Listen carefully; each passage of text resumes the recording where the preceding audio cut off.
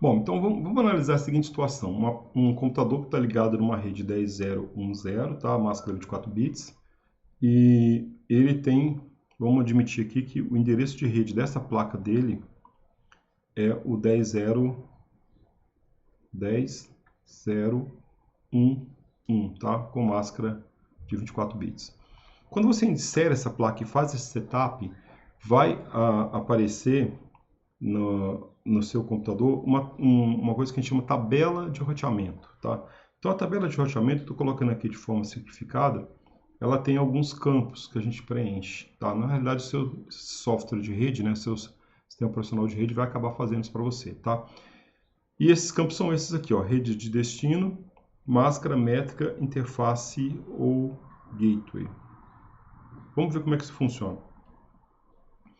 Para esse número aqui, eu sei que eu posso alcançar todo mundo que está dentro dessa rede que está no mesmo enlace, né, que foi o que a gente acabou de ver anteriormente, tá? E como é que ele decide se esse IP está dentro dessa rede? Pelo uso da máscara. A máscara vai ter um papel muito importante no roteamento aqui para a gente, tá? Então, essa interface de rede, ela gera uma entrada na tabela de roteamento com a seguinte característica, ó. Rede de destino 10.0.0, ou melhor, 10.0.1.0, que é essa rede que a gente está aqui nela, está conectado diretamente nela. Máscara de 24 bits, tá? 255, 255, 2550. Essa é a máscara. Custo ou métrica, zero. Eu estou ligado diretamente nessa rede, tá? A métrica é uma medida de custo para eu chegar num determinado destino, tá? Então, uma forma de fazer essa medida de custo é quantos saltos eu dou para chegar até lá, né? Quantos roteadores eu atravesso, tá? Aqui nesse caso eu não estou atravessando roteador nenhum, estou ligado diretamente à métrica é zero. Os algoritmos de roteamento, vocês vão ver no futuro, eles podem trabalhar com métricas diferentes, desde custo, características do enlace, né, disponibilidade, etc., para criar caminhos com custos mais baixos, né, ou mais altos e conseguir jogar um algoritmo que minimize os caminhos para o destino, tá? Por hora, entenda que nosso caso mais simples é saltos, tá? E a gente não está fazendo nenhum salto, a gente está ligado diretamente nessa rede, como está indicado aqui no desenho. Como que eu chego na rede 10.0.1.0? Olha, eu chego através desse IP aqui, ó. Meu próprio IP 10.0.1.1. Então, através do 10.0.1.1, eu consigo entrar, colocar pacotes nessa rede, tá?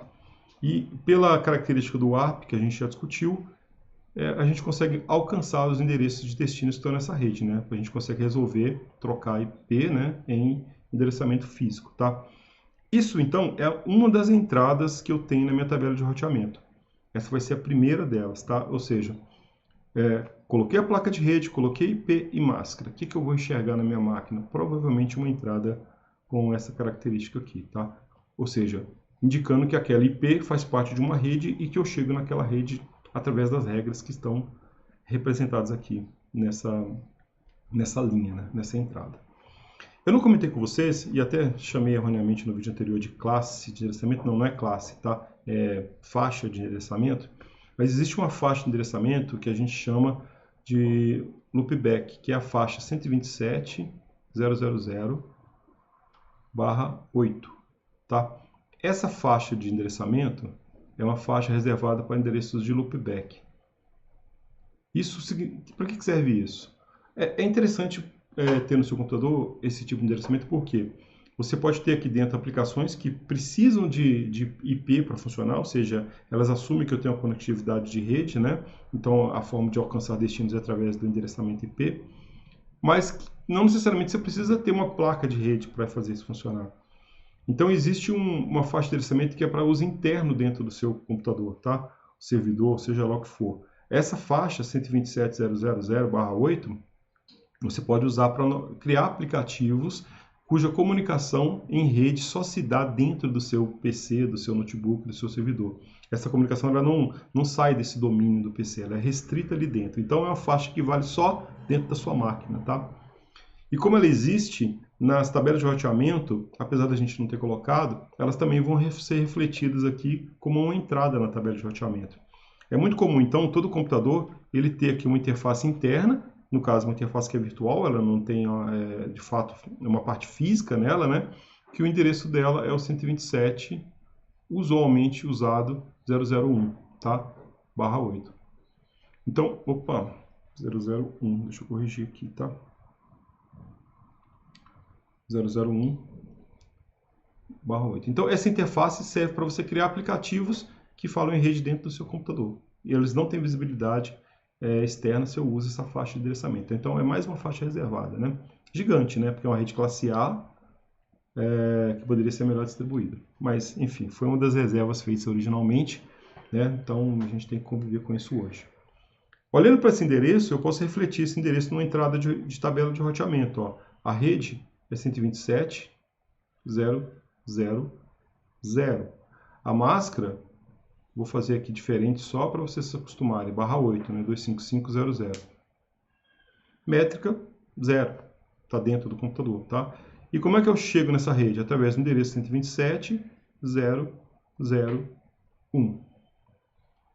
Então, essas duas interfaces, quando você tem uma placa de rede configurada, provavelmente elas vão existir dentro da sua máquina, tá? E elas vão dizer como é que eu consigo alcançar as redes 10.0.1.0 e as redes 127.0.0.0 a partir das comunicações que eu faço com os aplicativos que estão no meu computador instalados, né? Vamos ver mais um exemplo, onde agora eu tenho duas interfaces de redes, tá?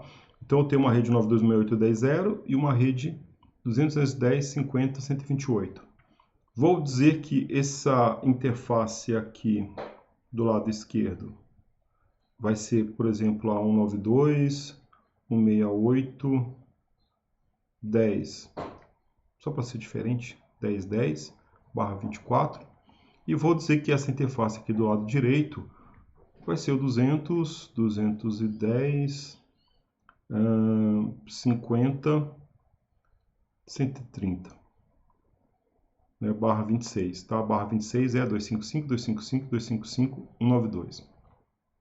Então tem dois endereços de rede, um em cada placa. Cada entrada dessa, cada endereço desse vai gerar uma entrada para mim na minha tabela de roteamento. Então, quando eu olhar para a minha tabela de roteamento, primeiro, eu vou ter uma rede que eu conheço, porque eu estou ligado diretamente nela, ou seja, eu tenho custo zero. Para chegar na rede de destino 192.168.10.0, com máscara 255, 255, 255.0. E eu chego lá através da interface 192.168.10.10. Qualquer máquina nessa rede aqui eu consigo alcançar através dessa interface. A minha outra entrada é para a rede de destino 200, 210, 50, 128, tá? Aqui a gente tem uma máscara 255, 255, 255, 192. Custo também é zero. Estou ligado diretamente, tá? E eu chego nessa rede através do meu próprio IP 200, 210, e eu assumi ali que seria 50, 130, tá?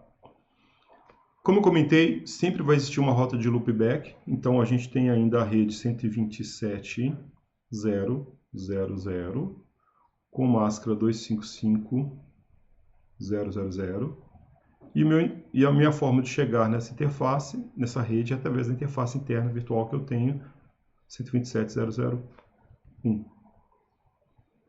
Essa é a tabela que a gente teria, então, quando eu tenho duas placas de rede colocadas dentro dessa máquina, entendeu? Isso são processos que vão ser criados automaticamente quando você faz a conexão e configuração das suas interfaces de rede.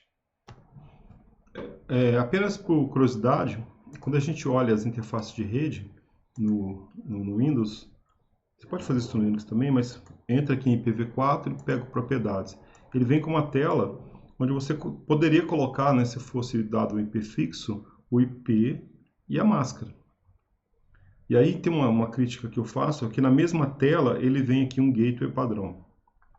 Se eu pegasse a outra interface de rede, ele teria a mesma coisa, IP, máscara e uma possibilidade de gateway padrão. Que é um pouco esquisito, porque na realidade a gente vai entender daqui a pouco que a possibilidade de gateway não vale para pôr interface. O gateway é uma resposta de roteamento para a sua máquina como um todo, tá? Então, voltando aqui na nossa apresentação, então a gente tem essa máquina é configurada com 2 placas de rede. Essa máquina é isolada, tá? Ela não vai conseguir acessar nenhum destino adicional além desses outros que eu estou colocando aqui. Por quê? Porque todo fluxo de comunicação que tem, quando você cria lá uma informação, um pacote de dados, né, e pede um processo de transmissão nessa interface, ele vai analisar qual que é o IP de destino desse pacote. E ele vai olhar esse IP de destino contra as opções que ele tem listadas dentro da tabela de roteamento. Essa lógica, esse mecanismo obedece uma certa lógica, que é fazer uma análise dessas entradas. E essas entradas, elas são priorizadas. Então, toda vez que você publica um determinado valor, o seu stack de rede, ele vai pegar esse IP de destino e vai fazer uma busca nessas entradas aqui. E ele vai aplicar a seguinte lógica. Ó. Primeiro, ele vai procurar primeiro nas máscaras que tem maior número de bits. Se você olhar, ó, a máscara com maior número de bits em 1, desculpa, máscara com maior número de bits em 1. A máscara com maior número de bits em 1 é essa. Então, essa aqui é a primeira entrada que ele vai avaliar. Depois ele tem essa. E depois a terceira entrada que ele vai avaliar é essa aqui, ó. Então, qual que é o processo quando você manda um pacote e você tem uma tabela de roteamento na sua máquina? Ele vai pegar e vai fazer a seguinte operação. Vai pegar o meu IP de destino e vai fazer uma operação bit a bit com a máscara. Na realidade, com cada entrada de rede. Então, ele vai pegar primeiro essa aqui, a do meio, e vai ver qual que é o resultado disso aqui. Se vocês lembrarem, quando eu faço um end do IP com máscara, o que eu tenho no fundo é a rede que aquele IP deveria pertencer, né? Então, se eu pegar aqui, imagina que a gente colocou aqui um IP de destino que seja o 192.168.10.20. Então, ele vai fazer essa operação, né? 192.168.10.20. E ele vai fazer uma máscara com a rede, a primeira entrada, que tem o maior número de bits da máscara em 1, tá? Que é aquela do meio, 255, 255, 255, 192. Bom, o resultado dessa operação, tá? Vai ser o 92, 168, 10 e aqui 0. Então, esse end vai dar o 92, 168, 10, 0, tá? Se você está em dúvida, aqui no início é mais fácil de ver, né? Que vai ser exatamente porque é tudo 1, mas 192, então só para rascunhar aqui embaixo rapidinho, 192 é 11000000, tá? E 20 está lá embaixo, né? 20 está usando só os bits aqui de baixo, né? Então, isso aqui não vai atingir essa parte, tá? Então vai dar 0 mesmo essa máscara. Pode fazer a conta se tiver em dúvida, mas basicamente vai dar 0. Então tá, ele vai fazer a conta do IP de destino que eu quero alcançar com a máscara que ele escolheu para começar a fazer a seleção e ver se isso é igual à rede de destino listada na interface. Olha só, a rede listada é 200.210.50.128. Quando ele fez o 92.168.10.20 end com essa máscara, a gente não obteve esse valor. Então, o que ele conclui? Olha, esse endereço não faz parte dessa rede. O endereço de destino que eu procurei não está nessa rede, porque o end com a máscara daquela rede não retorna o endereço daquela rede. Aí ele aborta essa entrada e vai para a próxima. No caso, a segunda entrada com o maior número de bits em 1 é essa, e aí ele vai fazer o nosso segundo teste, né? Então ele vai pegar o IP de destino, end com a máscara, então 192.168.10.20 com a máscara end 255.255.255.0. Isso vai dar o 92.68.10.0, que é igual à rede de destino, que está aqui do lado. Ó. Então ele entende o seguinte, olha, você está querendo realmente mandar um pacote endereçado para esse endereço de rede. Então é aqui que eu vou fazer o envio desse pacote. Para quem? Bom, eu vou usar essa interface aqui, ó, de saída, 92.168.10.10, que é meu endereço de saída, e publicar esse valor nessa interface de rede. Se for necessário fazer uma busca API para descoberta do MAC, eu vou fazer isso também. tá? Então, nesse caso simples, eu peguei um pacote que estava em uma das minhas redes de destino, fiz a publicação, ele foi, tá? Se por acaso não fosse nenhum desses dois endereços, ele teria que chegar aqui no outro teste, validar a terceira entrada, e se não fosse nenhuma das três entradas, ele ia dar um erro para o usuário falando, olha, eu não consigo enviar esse pacote para frente, tá? Eu tenho um problema, não conheço outros caminhos a não ser esses três que eu tenho aqui. E aí vem a pergunta, como que eu dou novos caminhos, né? Porque se fosse só assim nossos computadores, a gente ia ficar preso às nossas próprias redes locais. Mas na realidade a gente tem caminhos adicionais. E o caminho adicional passa por algo que a gente chama comumente de gateway. Ou default gateway, gateway padrão. O gateway padrão é aquele elemento, aquela rota que vai resolver os problemas quando você não consegue resolver. Ou seja, não são as interfaces que eu estou ligado diretamente, não é algo que está dentro da minha própria máquina. Como é que eu chego em outros locais, tá? Então, imagina que essa máquina aqui está ligada numa rede, por exemplo, sem fio, né? Então a gente teria aqui, por exemplo, um ponto de acesso, tá? Um access point aqui. E esse access point, né, como vocês devem estar acostumados em casa, ele entrega esses endereços para você e reconfigura a sua máquina para que você opere em rede. Ele vai te dar, entre outras coisas, um gateway default. E esse vai ser colocado na sua tabela de roteamento internamente, tá? Então imagina que esse endereço aqui da sua máquina é o 192, da sua máquina, do seu roteador, né? É o 92.68.10.1, tá? Barra 24. E aí, esse roteador ele vai ter acesso a outras redes, né? Daí para frente. Vamos imaginar que está tudo configurado adequadamente. Então o que acontece? Quando eu coloco essa máquina nessa rede, se eu quiser que ela atinja outros locais que não as redes que ela está ligada diretamente ou as redes internas que ela tem, eu preciso indicar que tem um caminho padrão para quando a minha tabela não é atingida, né? Então você faz essa indicação também, e essa indicação basicamente ela passa pelo seguinte aspecto. Eu vou colocar aqui uma máscara 0, vou colocar uma rede de destino 0. Nesse caso, eu tenho um custo, né? Pelo menos um no caso, a gente vai ter um custo aqui de operação, né? Então a gente vai ter um custo, pelo menos um, para fazer esse roteamento. Eu vou passar pelo menos por um enlace, um salto, né? E o meu gateway, quem vai receber isso para mim vai ser 192.68.10.1. Agora sim eu tenho uma situação onde eu consigo, né? Então essa aqui é a entrada do gateway default que eu coloquei, onde eu consigo resolver caminhos que estão fora das redes que eu estou ligado diretamente nela. Então se esse IP de destino aqui fosse, sei lá, um IP qualquer aqui, imagina que esse IP de destino agora é o 8888, né? O DNS do Google. Quando você pede a comunicação com esse IP de destino, ele vem e olha, primeira máscara, vamos olhar, aqui tem mais número de bits. Opa, essa 8888 com essa máscara vai dar 8880. Não é igual a essa rede, então não é essa rota. Vem para essa segunda aqui, ó.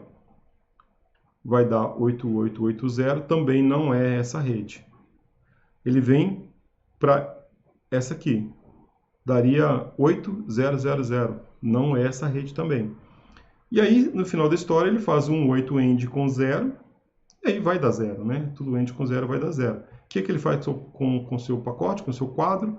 Ele vai entregar, então, para esse IP aqui, ó. Ele vai pegar e publicar esse cara com destino a esse endereço de rede aqui.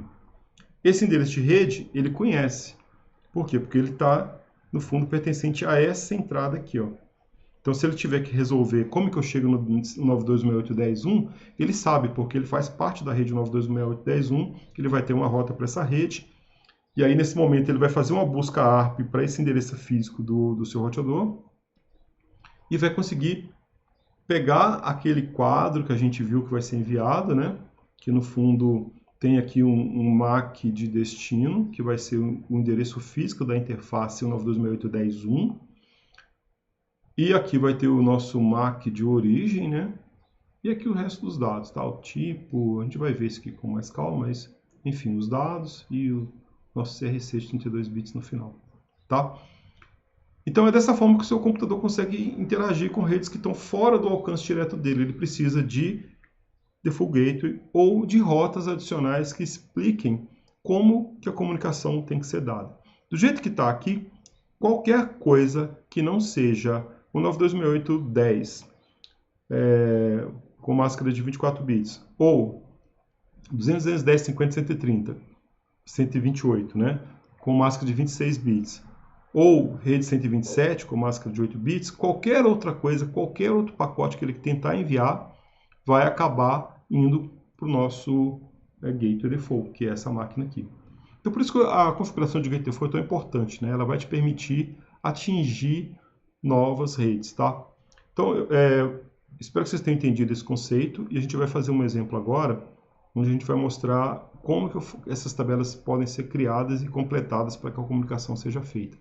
Não necessariamente você precisa ter uma rota tão aberta assim, tudo vai para cá. No seu caso, em casa, você quer isso, né? Você tem vários destinos que você quer alcançar. Mas, de repente, numa rede industrial, você tem um foco fechado, um número de redes fechadas. Se você não quer seu PLC conectando, mandando quadro, pacotes para a internet, então, você pode fechar essa rede. Você pode fazer as rotas que existem, de fato, naquele cenário seu de configuração. Não necessariamente todos os possíveis caminhos que estão no fundo endereçados aqui, tá? Então, a gente vai voltar nesse ponto e finalizar essa parte de roteamento estático, mostrando como é que isso pode ser feito com um exemplo prático, tá?